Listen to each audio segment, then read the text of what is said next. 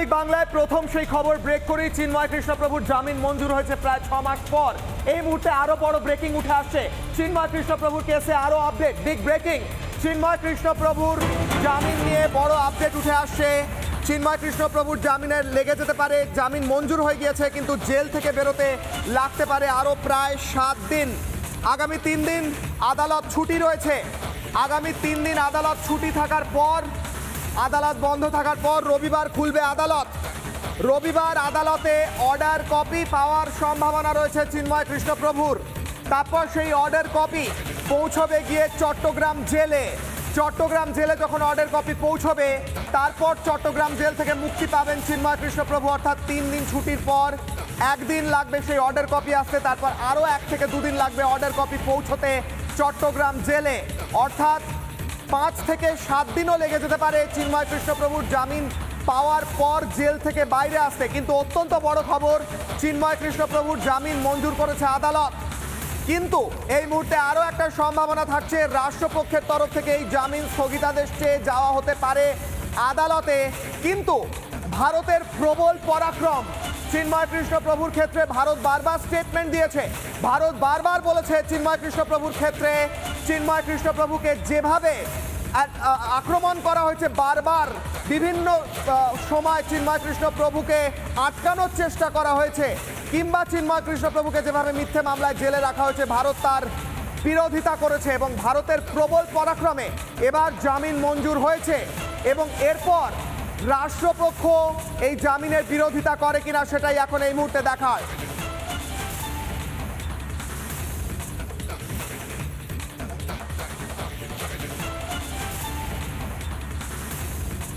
একদিকে বাংলাদেশ যখন পথে আসে ভারতের প্রবল পরাক্রমে, বাংলাদেশ যখন এই মুহূর্তে পথে এসে চিন্ময় কৃষ্ণপ্রভুর জামিন দিচ্ছে, অন্যদিকে পাকিস্তান কোণঠাসা হয়ে গিয়েছে।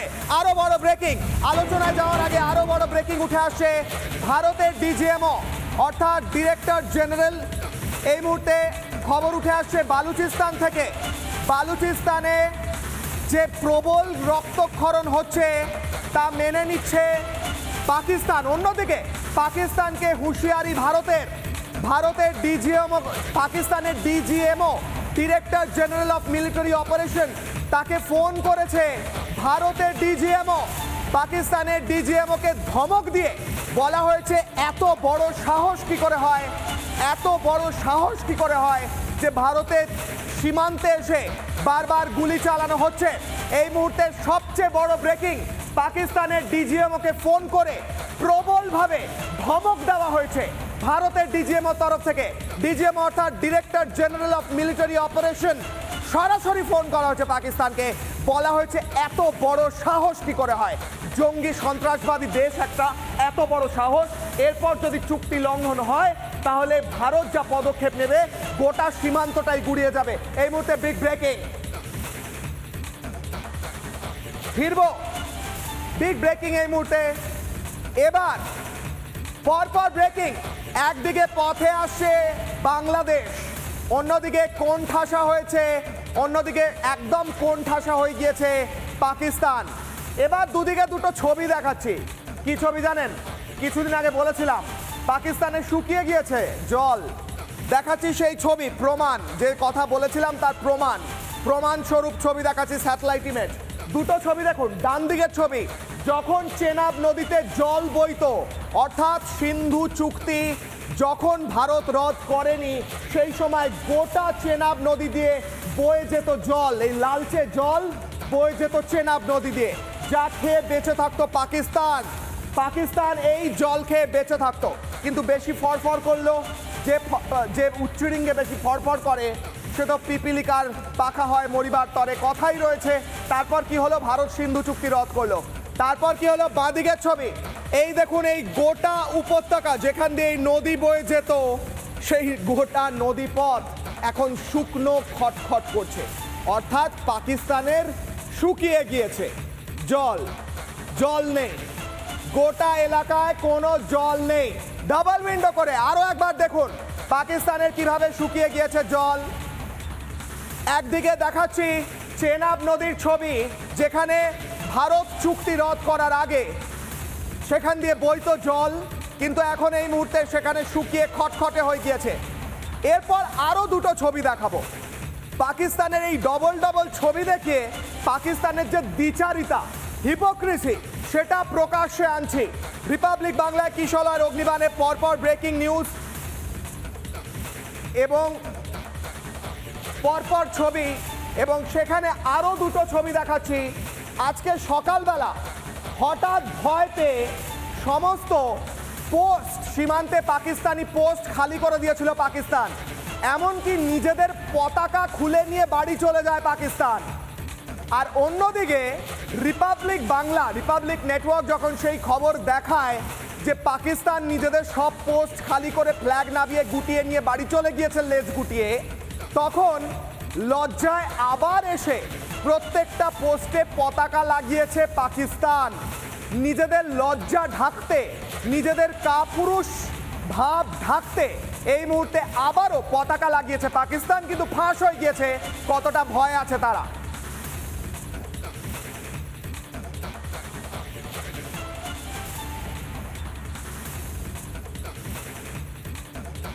পরপর দুটো ছবি দেখালাম। পাকিস্তান ভয় পেয়ে আজ সকালবেলা পোস্টের কাছে, সীমান্তের কাছে যতগুলো পোস্ট রয়েছে পাকিস্তান সেনার, সবকটা পোস্ট খালি করে দেয়। আর শুধু খালি করে তাই নয়, পাকিস্তান এই সবকটা পোস্ট থেকে নিজেদের পতাকা খুলে গুটিয়ে নিয়ে বাড়ি চলে যায়। আর খানিকক্ষণ পর রিপাবলিক নেটওয়ার্কে পাকিস্তানের এই ছবি যখন, কাপুরুষ এই ছবি যখন প্রকাশ্যে এসে যায়, পাকিস্তান আবার সেই পতাকাগুলো নিয়ে এসে আবার জায়গায় জায়গায় লাগায়, আবার পোস্টে আবার নতুন করে সেনাবাহিনী নিজেদের রেঞ্জার্স মোতায়েন করে। ভারতের প্রবল পরাক্রম, ভারতের স্থলসেনার অস্ত্রশস্ত্র হোক কিংবা বায়ুসেনার যুদ্ধ বিমান অথবা নৌসেনার ডেস্ট্রয়ার, পাকিস্তান এই মুহূর্তে থরথর করে কাঁপছে। আর শুধু ভারতের দিকে নয়, আলোচনায় যাওয়ার আগে, হাই ভোল্টেজ ডিবেটে যাওয়ার আগে আরও একটা ব্রেকিং বালুচিস্তান থেকে উঠে আসছে।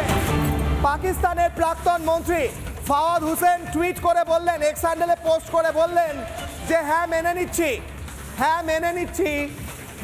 নিচ্ছি যে রক্তক্ষরণ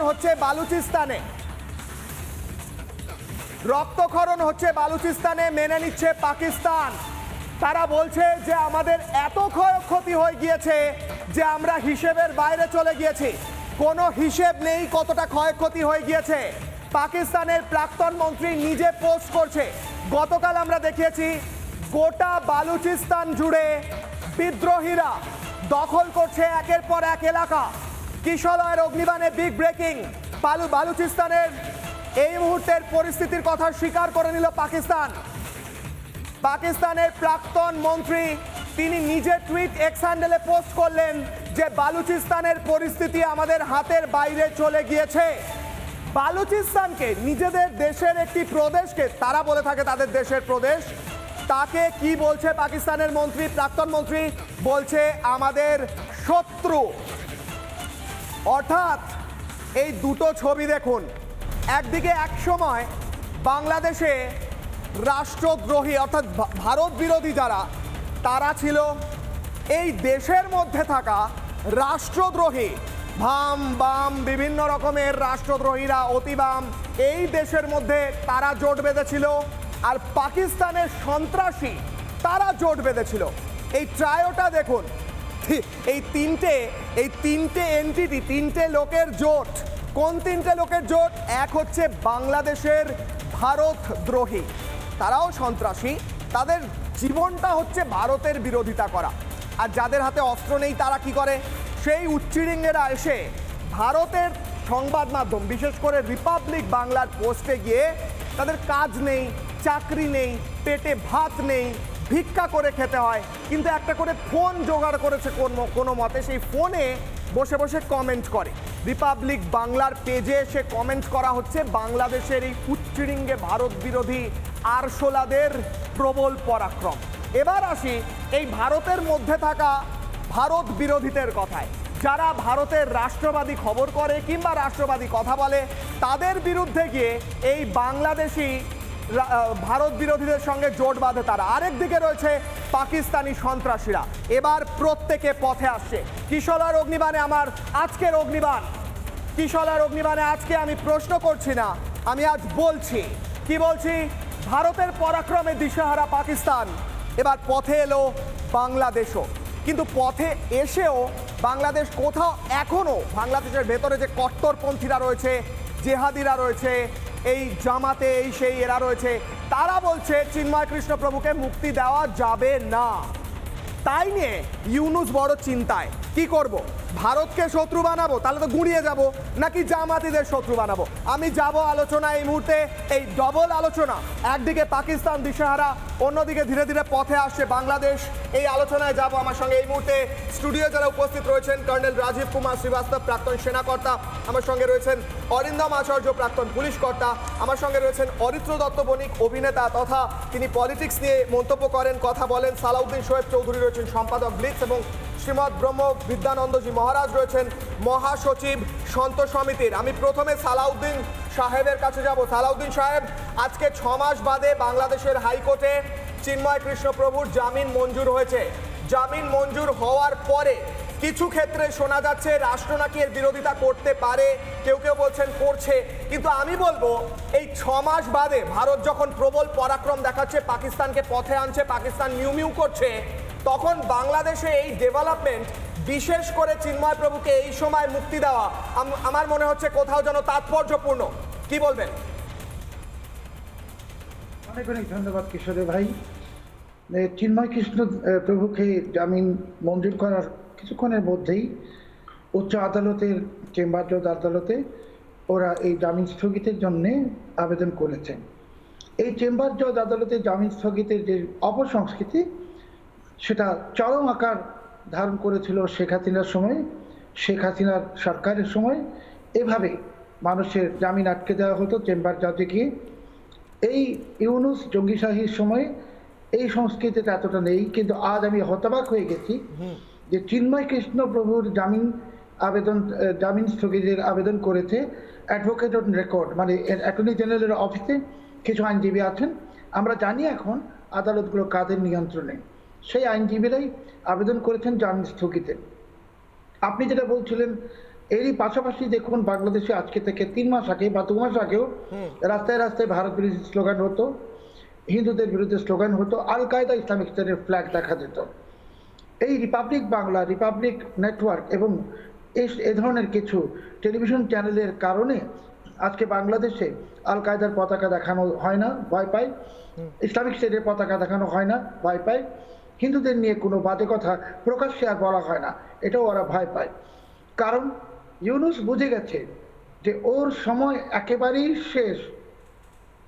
হয়তো ইউনুস বা তার যারা শাগরেদরা তারা ভাবছে যে মার্কিন যুক্তরাষ্ট্রের যে গুপ্তরাজ্য, তাদের সমর্থনে ওরা টিকে থাকবে। যদিও আমরা জানি যে ডোনাল্ড ট্রাম্প গত বছর 31 অক্টোবর হিন্দু নির্যাতন নিয়ে যে টুইট করেছিলেন, সেই কথা ডোনাল্ড ট্রাম্প রাখেননি। ডোনাল্ড ট্রাম্প বা তার প্রশাসনের কেউই এখন পর্যন্ত দৃশ্যমান কোনো অ্যাকশন নেননি ইউনুসের বিরুদ্ধে, বরং তারা এখন গোপনে ইউনুসের সাথে হাত মিলিয়েছেন। এলন মাস্কের স্টারলিংক বাংলাদেশে এসেছে আরাকান আর্মি এবং ভারতের বিচ্ছিন্নতাবাদীদের কাছে সেই স্টারলিংক তুলে দেওয়ার জন্য এলন মাস্ক এবং ইউনুসের এই সময়ে, এই মুহূর্তে আমি যখন আপনার সঙ্গে কথা বলছি, তখন কন্টেইনার বোঝাই অস্ত্র এরই মাঝে পার্বত্য চট্টগ্রামে চলে গেছে আরাকান আর্মির জন্যে। তার মানে বাংলাদেশকে, বাংলাদেশের জনগণকে, বাংলাদেশের আর্মিকে একটি আন্তঃরাষ্ট্রীয় যুদ্ধের দিকে ঠেলে দিচ্ছে ইউনুস।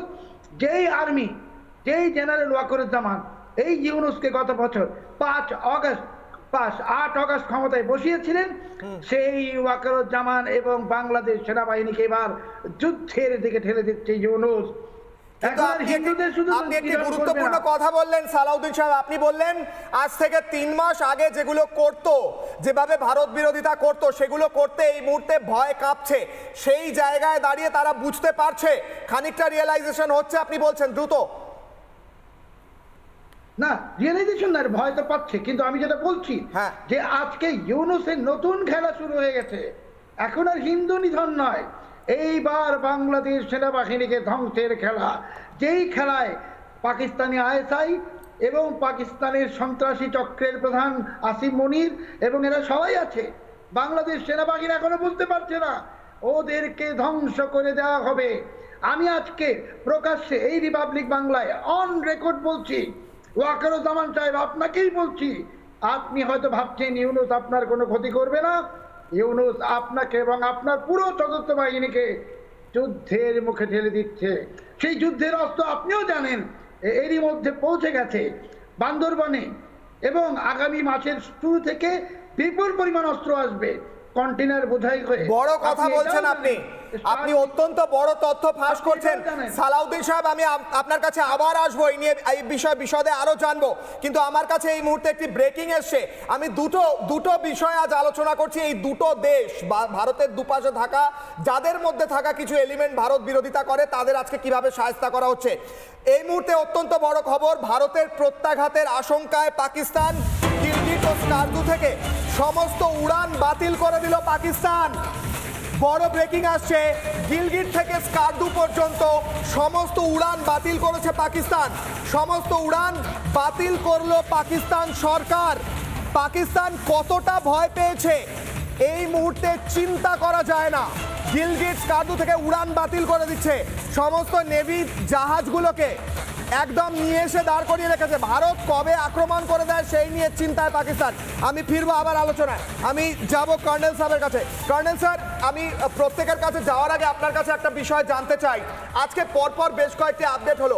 একটু আগে শুনলাম ভারতের ডিজিএমও ফোন করেছিলেন এবং ওখানে ডিজিএমওকে ফোনে ধমক দিয়ে বলেছেন যে আর একটা বার যদি এলওসিতে সিজ ফায়ার হয় তাহলে অবস্থা খারাপ হয়ে যাবে। অন্যদিকে পাকিস্তান ভয়ে পতাকা খুলে নিয়ে পালিয়ে গেছিল, আজকে সকালে আমরা দেখিয়েছি। আবার রিপোর্ট দেখাতে এনে পতাকা লাগিয়েছে, এখন সব ফ্লাইট বন্ধ করে দিচ্ছে। এই ভয়টা বলে না, ये डर अच्छा लगा, ये डर मुझे हमें अच्छा लगा है, তাই নয়? काल के कपाल पे लिखता मिटाता हूं, नया गीत गाता हूं, नया गीत गाता हूं। এটা আমাদের অটল বিহারী বাজপেয়ী বললেন, আমি প্রত্যেক দিন একটা নতুন গান করি। ওই গান কিন্তু কোন সিঙ্গার রসে নয়, ওই গানটা হলো বীর রস। আমাদের যোদ্ধাদের গতকাল যে আমাদের প্রধানমন্ত্রী নিজের আমাদের কনফিডেন্স দিলেন কি তোমরা তিনজন টার্গেট সিলেক্ট করো, তোমরা তিনজন মারো, আমার তোমার পুরোপুরি ফ্রিডম আছে। এইটা হলো সুপ্রিম কনফিডেন্স অফ আমাদের মাননীয় প্রধানমন্ত্রী সেনার উপরে। আর তারপর থেকে তো স্টার্ট হয়ে গেল, এখন পর্যন্ত আমরা একটাও রাউন্ড গুলি করিনি, ফায়ারিং করিনি, আমাদের কাইনেটিক অ্যাকশন স্টার্ট হয়নি। এই যে S-400 আছে তো ব্রহ্মাস্ত্র, যেটা এই যে S-400 আমাদের কাছে আছে, পুরো পাকিস্তানে কোথায় কি হাওয়াই জাহাজ আছে, কোথায় কি জিনিস আছে ওরা জানে, জানতে পেরেছে, তাই জন্য ভয়, জানেন ভয়।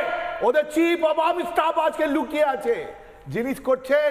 এই 1971 মতন জলনিয়াজি কাজ ছিল, 14 ডিসেম্বর 1971 জলনিয়াজি কাজ ছিল। ভয় বলে আমি রিজাইন করছি, আমি সারেন্ডার করছি। এই আসিফ মুনির পালিয়ে গেছে, এই মোল্লা নাসির পালিয়ে গেছে, লুকিয়ে আছে, পরিবারকে পাঠিয়ে দিল। কোথায় লুকিয়ে আছে স্যার? এই যে লুকিয়ে আছে, ও কোন মহিলার কাছে লুকিয়ে আছে, পরিবারকে পাঠিয়ে দিয়েছে। ওরা জানে আমরা ধর্মযুদ্ধ করি, আমরা নীতি যুদ্ধ করি। ওদের পুরো জাহাজগুলো ফ্রন্ট লাইন থেকে সরিয়ে পড়েছে, তাই তো আপনি স্কাডু বলছেন। আপনি গিলগিট বালতিস্তানে যেটা হেডকোয়ার্টার, যেটা সিয়াচিন বেসে আছে স্কাডু, ওখানে হাওয়াই জাহাজ চলছে না কেন জানেন? ওরা জানে S-400 is monitoring day and night movement of Pakistan air force. যে কোনো জাহাজ, সামরিক বিমান, যেখানে জায়গা হোক, আমরা মনিটর করছি। আপনি বলছেন যে ওরা হাওয়াই জাহাজ চালাতে ভয় পাচ্ছে কারণ ওখানে আমাদের অস্ত্র তাক করা আছে, কিছু চললেই উড়ে যাবে যদি ভারত বিরোধিতা করে, তাই বলছেন আপনি S-400 বলছেন? হ্যাঁ, আমাদের স্পেস থেকে নজর আছে, আমাদের যতগুলো স্যাটেলাইট ওরা জানে, ওদের যতগুলো স্ট্র্যাটেজিক ইনস্টলেশন আছে, আমি নাম নিচ্ছি না, আমি সারগোডা নাম নেব না, আমি পাঁচটি নাম নেব না, আমি বালুচিস্তানের জায়গায় নাম নেব না, প্রত্যেক জায়গার নজর আছে। একটা ভুল পুরো মাটিতে মিলে যাবে, মাটিতে মিলে যাবে। আর এই যে আমার অটল বিহারী বাজপেয়ী বললেন, কাল কে কপাল পে লিখতা মিটাতা হুঁ, গীত নয়া গাতা হুঁ। আমাদের নেক্সট জেনারেশন আর ওর নেক্সট জেনারেশনকে আমরা মেসেজ দিচ্ছি, ঘাবড়িও না, আমরা তোমাদেরকে একটা খুব ভালো ভবিষ্যৎ রেখে যাব। আমাদের যোদ্ধা যাদের বলেছে বীর ভোগ্যা বসুন্ধরা, ঠিক, লড়বো মরবো, ঠিক, কিন্তু আমরা ফেরত আসবো না। এবার পাকিস্তানের ওয়ান্স ফর অল আমরা আপনাকে দেখিয়ে দেবো কি আমাদের যোদ্ধারা কারা আছে। ওদের মধ্যে এই গীতাকে যেরকম ভগবান কৃষ্ণ বলেছিলেন যুদ্ধকার যুদ্ধকার যুদ্ধকার, ঠিক আমরা ওই গীতার এই থেকে নিয়ে আমরা রেডি আছি, আমরা প্রস্তুত আছি।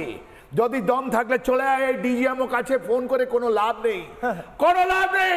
এই পতাকা, এই পতাকা যার জন্য অনেকগুলো বীর সেনানী দুদিকেই যারা প্রাণ দিয়ে যায়, আজকে ভয় যখন পতাকা সরিয়েছ ওইটাই তো বলে দিচ্ছে তুমি হেরে গেলে, তোমার কাছে কোনো ধর্মের কোনো পতাকা নেই, আর এরপর তোমাদের ক্ষমতাও হবে না কোনো পতাকা দেওয়ার, রাইট?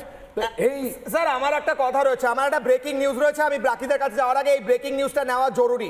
হঠাৎ করে পাকিস্তান নিজেদের সমস্ত যুদ্ধ জাহাজ নিয়ে একদম গভীর জলের দিকে নিয়ে যাচ্ছে, রেডি করছে, যেন এখনই ভারত আক্রমণ করে ফেলবে। এই মুহূর্তে বিগ ব্রেকিং নেব। পাকিস্তান নিজের নেভিকে সতর্ক করে সমস্ত যুদ্ধ জাহাজগুলো একে একে জলের আরো গভীরে নিয়ে যাচ্ছে। ইয়ে ডর হামে আচ্ছা লাগা। ভারতের প্রত্যাঘাতের আশঙ্কা তৈরি করা হচ্ছে যুদ্ধ জাহাজ, যে জাহাজগুলো জং পড়ে গেছিল ওগুলো নতুন করে পালিশ করা শুরু করেছে। আর একদিকে ভারতের যুদ্ধ জাহাজের ছবি দেখাচ্ছি বাদিকে, এবং ভারতের রাফায়েল বিমানগুলোও আসছে, রাফায়েল মেরিন সেগুলোও আসছে। ফিরবো আলোচনায়। আমি সবার কাছে যাওয়ার আগে একদম 10 সেকেন্ডে আপনার প্রতিক্রিয়া। ওদের যুদ্ধ জাহাজগুলো রেডি করছে। দিল ভাঙে মোর, দিল ভাঙে মোর। একটা আপনি কি যে কোনো জায়গায় যাবেন পৃথিবীতে, যদি ওর মধ্যে পাকিস্তানের যদি চিহ্ন থাকে নিশ্চিহ্ন হয়ে যাবে, এই পৃথিবী থেকে সরিয়ে দেওয়া হবে। তোমাকে আমরা ছাড়বো না, নাহলে সারেন্ডার সারেন্ডার সারেন্ডার। 1971-এ 93,000 সোলজার সারেন্ডার করেছিল। এখন আমরা বলছি আমরা 93,000 চাই না। আসিম মুনির, ডিজিএসআই আসিম মালিক সারেন্ডার, আর আমরা তোমাকে বাতিল দেব। আমি যাব, আমি অরিন্দম স্যারের কাছে যাব। অরিন্দম স্যার, এই ঘটনাগুলো দেখুন। একদিকে আমার এই দেশে বসে থাকা ভারত বিরোধী, ভারত শত্রুরা বসে রয়েছে, একদিকে সালাউদ্দিন সাহেবের মতো বাংলাদেশিরা রয়েছেন যাদের আমরা স্যালুট করি, প্রণাম জানাই। আরেকদিকে এই বাংলাদেশেই বসে রয়েছে এই পাকিস্তানের দোসররা, যাদের পূর্বপুরুষদের ধর্ষণ করে অত্যাচার করে গিয়েছে এই পাকিস্তানি খান সেনারা। আরেকদিকে রয়েছে এই পাকিস্তান সন্ত্রাসবাদীরা। এই তিনজনের জুটি, একদিকে পাকিস্তানের সন্ত্রাসবাদী, একদিকে ভারতের এই ভারত বিরোধী, রাষ্ট্রবিরোধী অতিবাম ইত্যাদি, আরেকদিকে রয়েছে এই বাংলাদেশি সন্ত্রাসীরা, বাংলাদেশি জঙ্গিরা। আমরা কি ট্যাকেল করতে পারবো স্যার? প্রথমে আমি সালাউদ্দিন সাহেব চৌধুরী মহাশয়কে অসংখ্য ধন্যবাদ জানাই। আমি ওনার গতকালকে বিস্ফোরক মন্তব্য আমি শুনেছি। কিশোরা, তুমি হয়তো জানো যে যুদ্ধক্ষেত্রে কিন্তু শুধু সৈন্য থাকলেই হয় না, বুদ্ধির দরকার।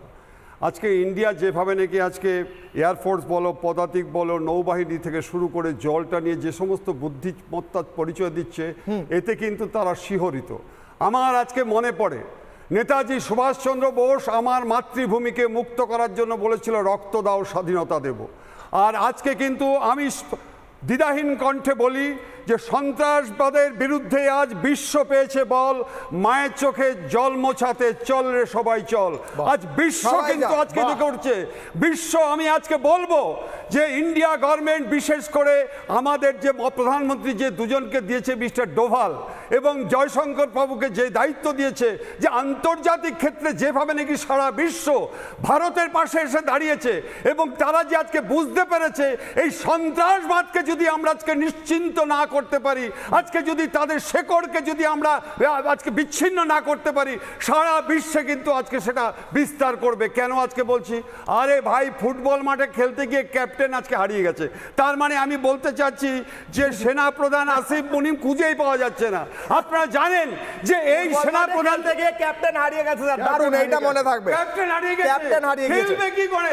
আপনারা হয়তো জানেন, যারা দর্শকবৃন্দ শুনছেন, যে পাকিস্তান এমন একটা দেশ, সেনা প্রধানদের কাজ হচ্ছে গিয়ে অর্থ উপার্জন করে বিদেশে বাড়িঘর করা। এর আগের যে সেনা প্রধান ছিল দেখুন, সে আজকে লন্ডনে বসে আছে। একের পর এক আপনি মোশাররফকে দেখুন, সে পালিয়ে গিয়ে ওখানে প্রসাদ রকম বাড়ি করে তৈরি করে রেখেছে। এবার আমি আপনাদের বলি যে আমার প্রশ্ন হচ্ছে, ইন্ডিয়া গভর্নমেন্ট যদি আজকে স্যার যেটা বললেন, কর্নেল সাহেব যে কথাটা বললেন যে আমরা সারেন্ডার নয়।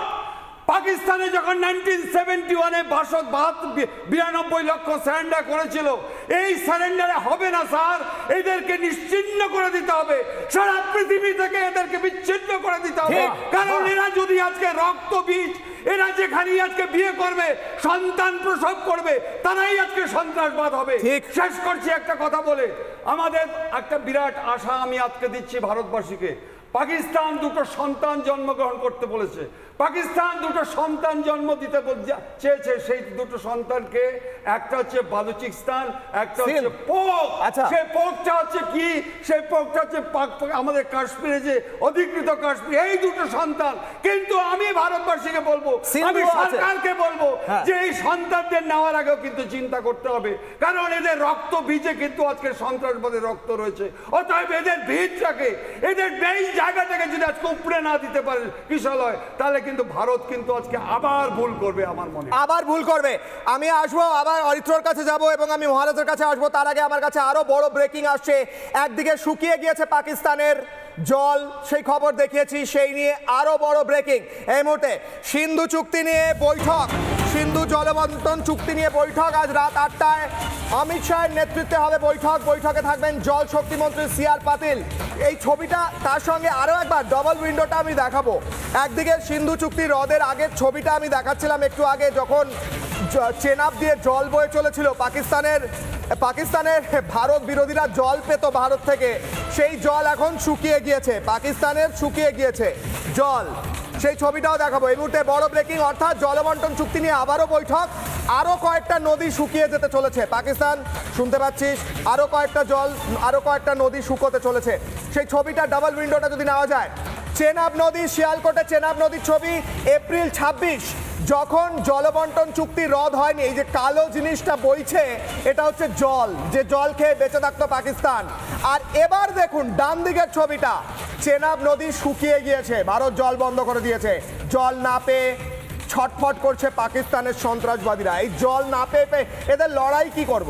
এরা তো জল না পেয়ে মরে যাবে এই সন্ত্রাসবাদীদের এইভাবে মারতে হয়। একদিকে এইদিকে শুকিয়ে গিয়েছে, আর একদিকে ঝেলাম নদীর জল এমন ছাড়া হয়েছে যে পাকিস্তানি চাচাজান ভেসে গিয়ে আরব সাগরে পড়েছে, শোনা যাচ্ছে। ফিরবো আলোচনায়, আমি যাব অরিত্রর কাছে, তারপর আমি মহারাজের কাছে আসবো। অরিত্র, একদিকে পাকিস্তানকে সবক শেখানোর জন্য আমরা প্রস্তুত আছি স্যার বলছিলেন, কোনো সন্দেহ নেই অরিত্র, কোনো সন্দেহ নেই অরিত্র। কিন্তু আমার সন্দেহ অরিত্র, এই ভারতের মধ্যে বসে থেকে যারা ভারতের খেয়ে পড়ে পাকিস্তানের হিউম্যানিটারিয়ান গ্রাউন্ডে পাকিস্তানকে এই মুহূর্তে ছেড়ে দেওয়া উচিত। অনেকবার ছেড়েছি তো অরিত্র, অনেক হিউম্যানিটারিয়ান মানবতা দেখিয়েছি অরিত্র।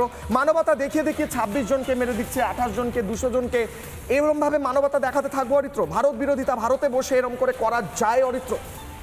দেখুন, করা অনেক কিছুই যায় না, কিন্তু এখানে অদ্ভুতভাবে একটা পক্ষপাত দুষ্ট সিম্প্যাথি কুড়োনোর একটা ব্যাপার রয়েছে তো আমাদের এখানে। তো নির্দিষ্ট কিছু জায়গায় যখন এইভাবে নির্বিচারে গুলি করে এতগুলি মানুষকে মেরে দেওয়া হলো, তখন সিম্প্যাথি কুড়োনোর জন্য আসেননি এরকম বহু মানুষ এখন কান্নাকাটি জুড়েছেন যখন আমরা ভিসা বাতিল করে দিলাম। এবং তখন দেখা যাচ্ছে যে কিছু মানুষ, তারা হয়তো কিছু সন্তানের থেকে মা আলাদা হয়ে যাচ্ছেন, বাবা আলাদা হয়ে যাচ্ছেন, তখন এরা কান্নাকাটি জুড়েছে। তাহলে যে মা বাবারা ওইখানে আজকে সন্তান সন্ততি যারা তাদের বাবাদেরকে হারালেন, তাদের জন্য এই মানুষগুলোকে প্রতিবাদ করতে দেখা যায়নি। পাকিস্তানের জন্য এদের খুব সিম্প্যাথি। যাই হোক, দ্বিতীয় কথা হচ্ছে যে পাকিস্তান একটি অদ্ভুত মজার জায়গা।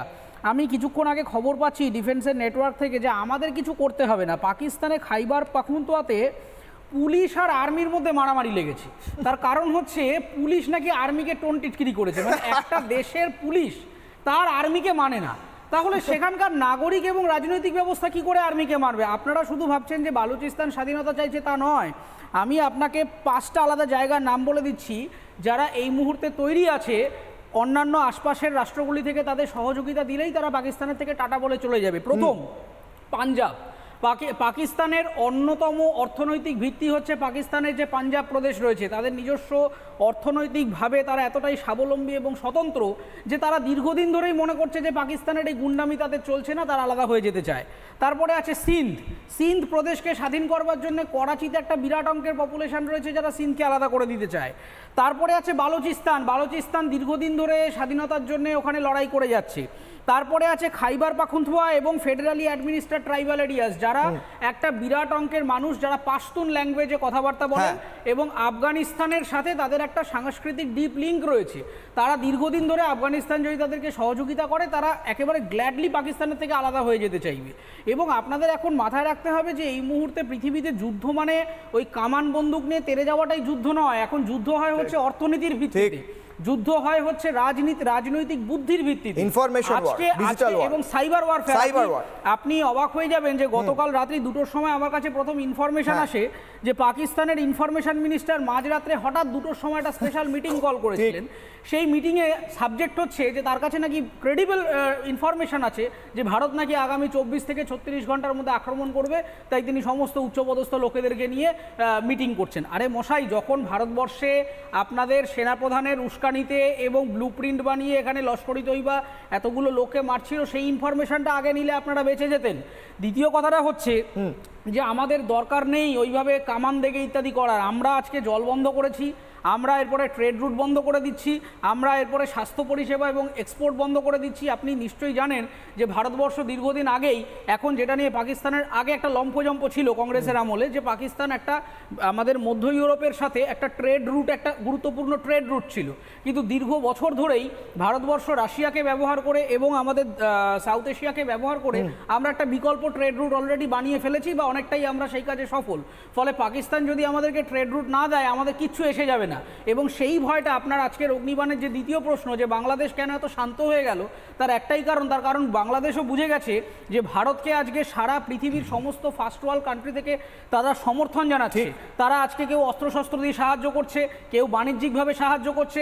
ইনফ্যাক্ট যে ইউএন এতদিন পর্যন্ত, যে ইউনাইটেড নেশন গলা শুকোতো ভারতের নামে, সেও এখন ভারতবর্ষের যে ডিপ্লোম্যাটিক পলিসি তার কাছে মাথা নত করছে এবং বলছে তারা সম্পূর্ণভাবে যাতে এগিয়ে যেতে পারে, শুধু তারা যুদ্ধ না করতে বলছে। আমি তো আবারও বলছি, যুদ্ধ করার দরকার নেই। অর্থনৈতিক পলিসিগুলো দিনের পর দিন যে তোষামত করে চলে আসা চুক্তিগুলোকে একটা একটা করে যদি এইভাবে বন্ধ করে দেওয়া যায়, তাতেই পাকিস্তানের সুর নরম হয়ে যাবে। আর বাংলাদেশে যে ঘটনাটা ঘটেছে, চিন্ময় কৃষ্ণ প্রভুর যে জামিন অর্ডার আমি পড়ছিলাম, সেখানে স্পষ্ট এই কথা লেখা আছে যে স্টেটের অ্যাডভোকেটরা বলতেই পারেননি যে এতদিন পর্যন্ত তাকে ডিটেন করে রাখা হয়েছে কেন। তার কারণ হচ্ছে যে ডিটেন করে রাখার কোনো উদ্দেশ্য নেই, ইচ্ছাকৃতভাবে কেবলমাত্র তার ধর্মীয় পরিচয়টাকে রাজনৈতিক প্রেক্ষাপটে ব্যবহার করার জন্য তাকে করা হয়েছে। আমি মহারাজের কাছে আসবো, তবে তার আগে আরো একবার ব্রেকিং আছে, যে খবর অরিত্র বলছিল সেটা আরো আপডেট এসেছে। গতকাল রাত্রে প্যানিক অ্যাটাক হয়েছে পাকিস্তানি মন্ত্রীর, এবং তারপরেই সে প্রেস কনফারেন্স করে। ভারতের ভয় ঘুম উড়ে গিয়েছে পাকিস্তানের। গতকাল রাত্রে ঘুমোতে ঘুমোতে হঠাৎ মনে হয়েছে পাকিস্তানি মন্ত্রীর যে এই রে ভারত আক্রমণ করে দেবে, তারপরেই উঠে প্যান্ট পরে দৌড়েছে প্রেস কনফারেন্স করতে। ভারতের প্রত্যাঘাতের আশঙ্কায় মধ্যরাতে প্রেস কনফারেন্স করে বলেছে সেনা অভিযান হতে পারে। একবার বাইকটা শোনাই কি বলেছে এই পাকিস্তানি মন্ত্রী, চাচা শুনুন। Pakistan has credible intelligence that India intends carrying out military action against Pakistan in the next 24 to 36 hours. মহারাজ, একদিকে পাকিস্তান সে তো হয়ে গিয়েছে, তার গল্প শেষ। রাত্রিবেলা হঠাৎ করে ঘুমোতে ঘুমোতে ঘুম ভেঙে উঠেছে, চাচা উঠে গিয়ে প্রেস কনফারেন্স করেছে। এবার আপনি বলুন মহারাজ, একদিকে চিন্ময় কৃষ্ণ প্রভুর জামিনের কথা এতদিন বলছিল না বাংলাদেশ, হঠাৎ তার জামিন হওয়ার দিকে এগোচ্ছে, এমনটা বলছিল অরিত্র যে রাষ্ট্রপক্ষ বলতেই পারেনি কেন সে জেলে রয়েছে। এবার বাংলাদেশে সালাউদ্দিন শোয়েব চৌধুরী সাহেব বলছিলেন যে তারা ভারত বিরোধী বা হিন্দু বিদ্বেষী জিনিস করতেও এখন খানিকটা ভয় পাচ্ছে। লাইনে আসছে, এবার পথে আসছে, পথে এসো, তাই নয় কি? হিন্দু বিরোধিতা করতে করতে এমন একটা জায়গায় পৌঁছে গিয়েছিল যে এবার ওপর থেকে ধপ করে পড়েছে নিচে। বলুন মহারাজ। আসলে শুধুমাত্র ভারতের সাথে শত্রুতা করার কারণে আজকে পাকিস্তানের যে লেজে গোবরে অবস্থা হয়েছে, একদিক থেকে তার জল বন্ধ করে দেওয়া হচ্ছে, আর একদিক থেকে আবার জলে তাকে ভাসিয়ে দেওয়া হচ্ছে। যে পরিস্থিতিতে পাকিস্তান আজকে দাঁড়িয়ে আছে, শুধুমাত্র ভারতের সাথেই তার সম্পর্ক খারাপ হয়েছে তা নয়, আন্তর্জাতিক স্তরে বহু দেশ কিন্তু পাকিস্তানের উপর একটা প্রেশার ক্রিয়েট করছে। এই অবস্থা দেখে ইউনূসের রাতের ঘুম চলে গেছে। ইউনূস এখন ভয় পাচ্ছে যে এই সনাতনী সভ্যতাকে, ভারতীয় সভ্যতার সাথে যদি আমি বিরুদ্ধে যাই তাহলে আমার কি অবস্থা হতে পারে। পাকিস্তানের মতন একটা দেশ যদি তারা রাতারাতি যদি ভয়ে এরকমভাবে গুটিয়ে যেতে পারে তাহলে আমাকে তো লোটা কম্বল নিয়ে পালিয়ে যেতে হবে। সুতরাং ইউনূসের খুবই ভয়, ইউনূসের গলা শুকিয়ে গেছে, আত্মা শুকিয়ে গেছে, ইউনূস একটা অত্যন্ত ভীত অবস্থার মধ্যে আছে, যে কারণে হঠাৎ করে রাতারাতি কি হলো, কোথা থেকে কি হলো কিছু বোঝা গেল না, রাতারাতি এইভাবে তাকে জামিন দিয়ে দেওয়া হলো। সুতরাং ইউনূস একটা বিশাল ভয়ের মধ্যে আসছে, তা বোঝা যাচ্ছে, কারণ ভারত তার আসল রুদ্রমূর্তিতে এসেছে। শঠে ষষ্ঠাম সমাচরেত, আমরা সেই মহাভারতের কথা যদি বলি, আর কোনো শান্তির মেকি শান্তির কথা ভারত বলবে না।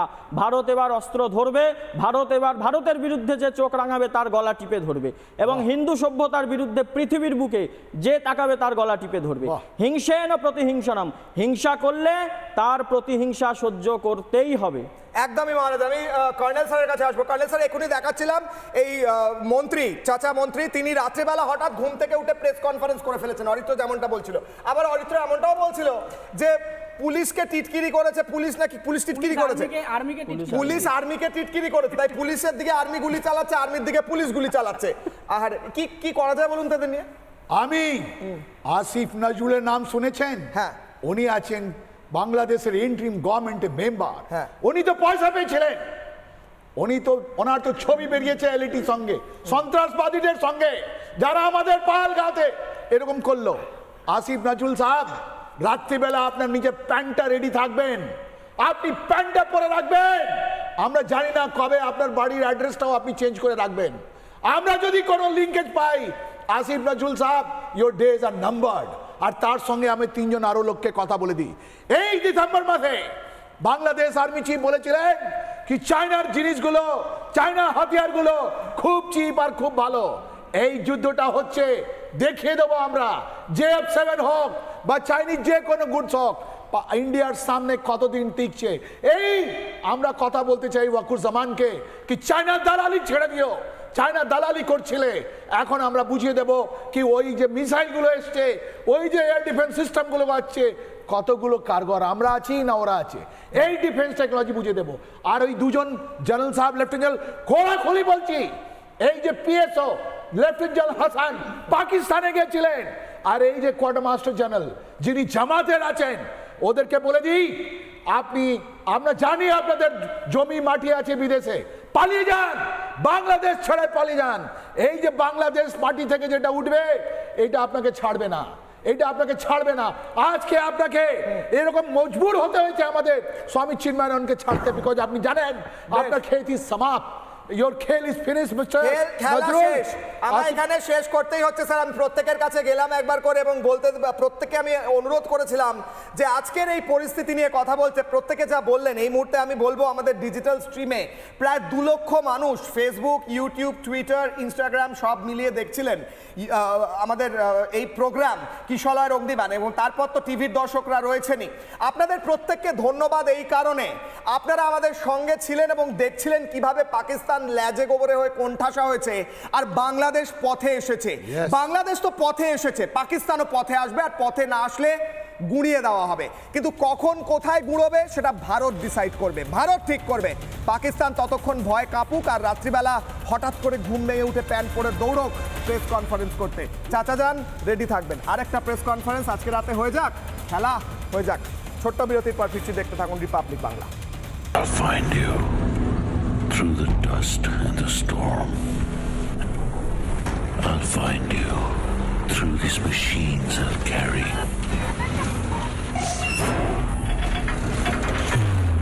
The burden of my brothers and sisters' pain. So I'll find you. You can hide in the distance between shadow and dust, but I'll strike you down when you betray our trust. So I'll find you. That's my job. That's my mission. That's my promise. I'll find you.